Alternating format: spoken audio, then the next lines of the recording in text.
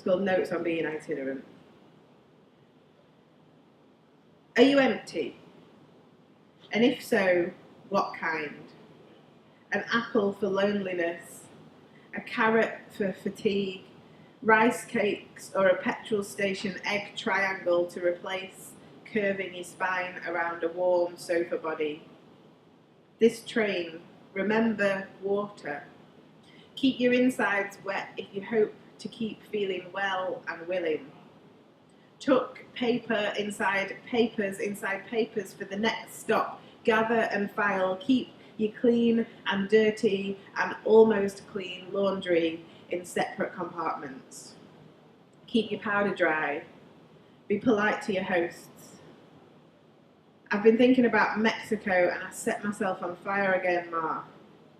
So better start today in the spitting distance of love, fill the gap with mothering instinct and hope that I don't get trampled underfoot. These people, you know, if you give them an inch, you'll never get rid of them. Cheers. It's called at Regal Plaster, which is the name of the place where I was staying. Snow. Bone white and smooth across the hilltops. There is a midnight sun.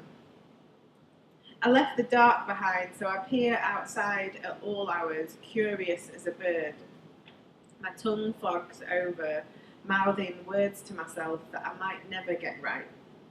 Screeder, or thereabouts, means landslide.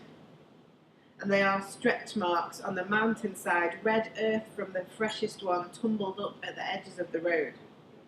Clauster, I have learned, means monastery. And sure enough, at the bottom of the garden is a stone map of the place where monks' bones waited calmly to be found. People live here, silly. They know the paths, stride unblinking all the time through the valley's palm, but to me, power lines are as surprising as bear prints. Shock reminder that I am not the first body to visit here since the trolls turned into rocks. The waterfalls are candle wax. They streak and run anywhere they like. I gasp like an idiot every time I see one. And today, I'm getting married in 2 months. It's really soon. And the scary thing is worrying that I might not travel because 2 lives can be tricky to organise. And yet here I am, gawping at this water, a real arterial line from ancient glacier all the way to the sea, and my chest is aching, something like a teenage bedroom with missing him. This valley is a basket of myths. It pushes all of its big air around, breaks open the accordion and sings. Cheers. This is the first one, and it's called Nervous. Is anybody here from the north, Billy? Does anyone else know them?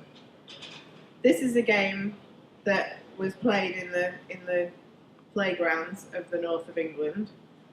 Maybe down south as well, I don't know. I can't speak for the south, maybe just generally more civilised. It's called Nervous. It's just a game that girls and boys from school play in the park. They move a hand slowly up one of your legs. You make your mind a strong, blank calico sail. Their soft hand touches your shin, knee, thigh. You try to stare at the horizon. Your skin is mottled, a bit purple in the wind. When you can't tolerate it any longer, you say nervous and they stop. The girl who tolerates it the longest is the winner. That's how you win the game. You just have to tolerate it. This is called TV Show, and perhaps you guys are too young to remember TV in the 90s, but on reflection, looking back at it, it was all so horribly, horrifyingly misogynistic.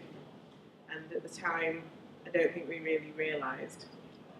I am learning that there is something funny about when you pass a person your handkerchief and they blow their nose into it, even though that is not what handkerchiefs are for. And there is no need for me to try to write good poems. I can just be a poem. Women are easy to love, and the boys are crumbling like dusty moth's wings when asked to do anything other than sex or showing off. In the breaks, women laugh at yogurts. Their guts are spasms. They carry on. The boys can't help it. So the men and the women and the girls do not bother to ask them to do any better.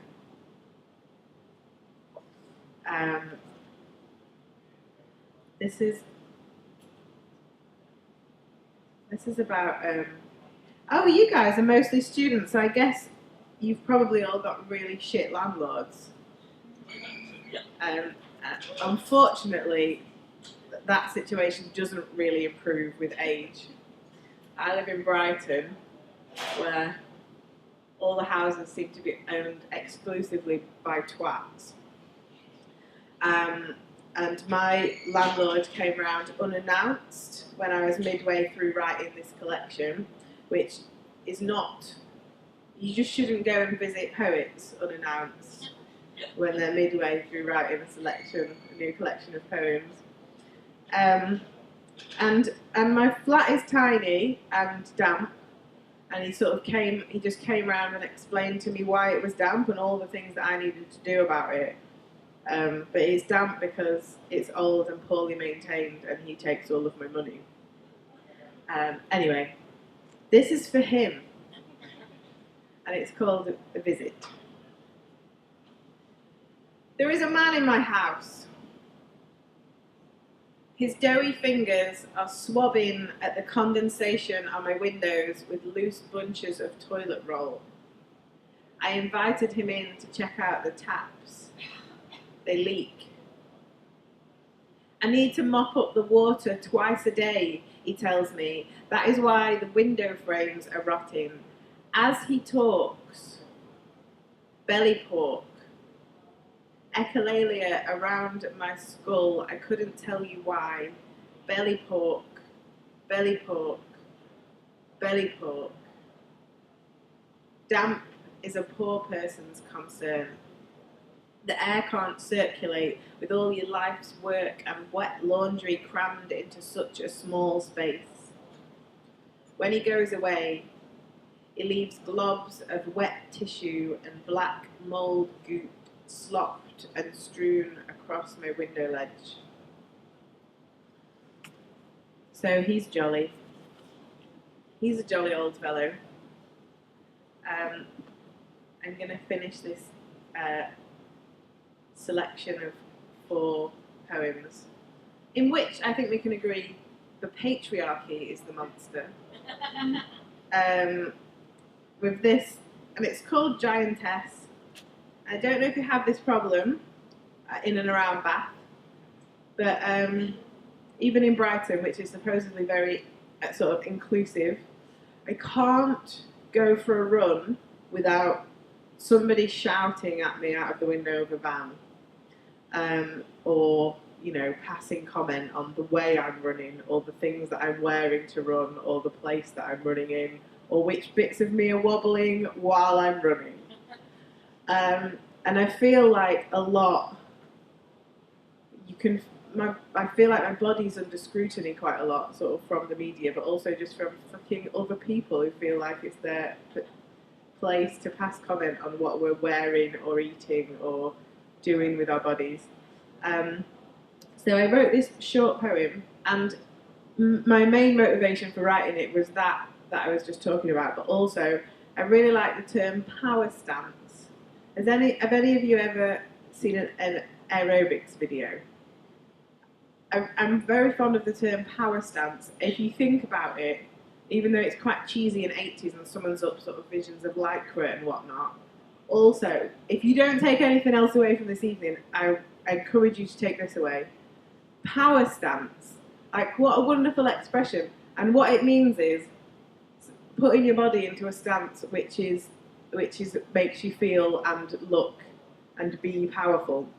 So next time you're trying to exercise or just do something with your body and someone else sees fit to pass comment on, I suggest that you just throw them a power stance. If for no other reason than it sort of is alarming and off-putting. They might just leave you alone for that reason and no other. Like, this is a good one because your weight's on your front leg and you can sort of put an arm in the air. But also you just spread your weight, bend both knees, then you're sort of quite mobile but also sturdy. That's a good one. Or just like straight up in the air. Quite unsturdy on the toes, but you get a lot of height, which is good for predators. You make yourself tall, they think you're big, they're more scared of you. So that's just what I want you to take away from this evening, is the term power stance and the physical act of doing a power stance. With that in mind, I'll read you this poem, which is so much shorter than that introduction. It's called Giantess.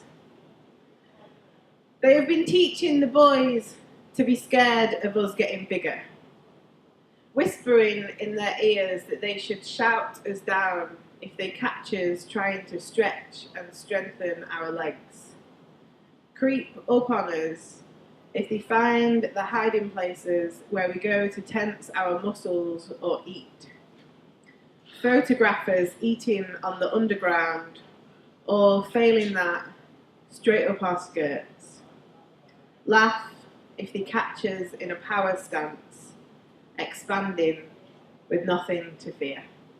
Thanks. So, it's called Bit Red, and it's about all the times that I have not said what I want, just been polite. Why would you be polite in a sex scenario? Politeness is for, like, ordering coffee, or like maybe buying a bus pass. But if you are naked with another human being, I mean, I guess manners are in order, but it's not a time for just sort of like, oh, yeah, that's fine, thanks. So, it's called Bit Red, and thank you for having me. We stalk around each other like cats, side-slid glances, and neither of us with a propensity for small talk. We are sufficiently researched, and nothing more than a gentle nudge rolls us homeward. This well-rehearsed waltz is my rhapsody, but it is not tired, it fizzes. I am glad of him.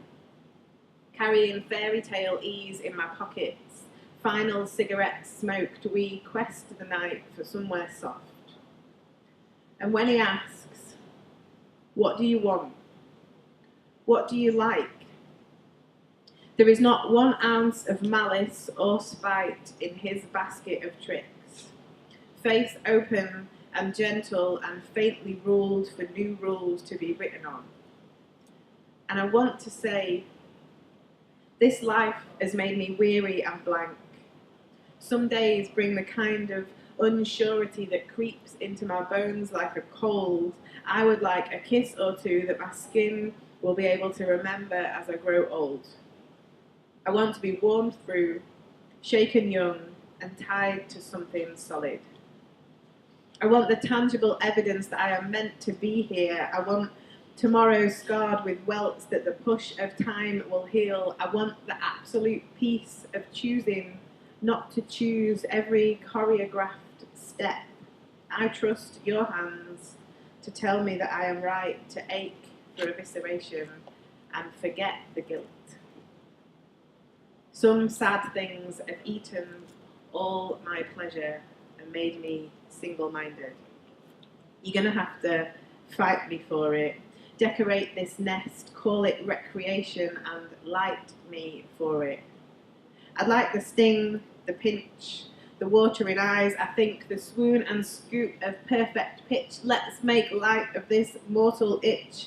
Let's make confetti from heavy tristesse, clink glasses to the sharp nip of solidarity and the sheer vulnerability of flesh. These are the things that I want. I open my mouth, but the words won't surface from my throat. There is a Peter Pan collar pulling tight around my neck, and a woman who is not my mother whispering that it is time to forget what I want. It's not dignified. A placatory smile smears across my face. I push kisses where honest words should go. We are already naked. I should be able to say this. Instead, I make half-baked illusions, cast cliches across the wall, and wish that my limbs could construct sentences. We muddle through beautifully, knead the lovely dough of each other until we are plump and risen and resting like mammals do, flopped, sighing, and as sated as two people can be when one of them only talks in riddles. And we part as friends, but the only satisfying injury that I have sustained is my own tongue, bit red in contrition, with all the things I wish she'd said, all her beautiful ideas, not learned to sing, not learned to dance, and left unsaid. Thanks very much. Thank you guys for listening and for having me, and cheers.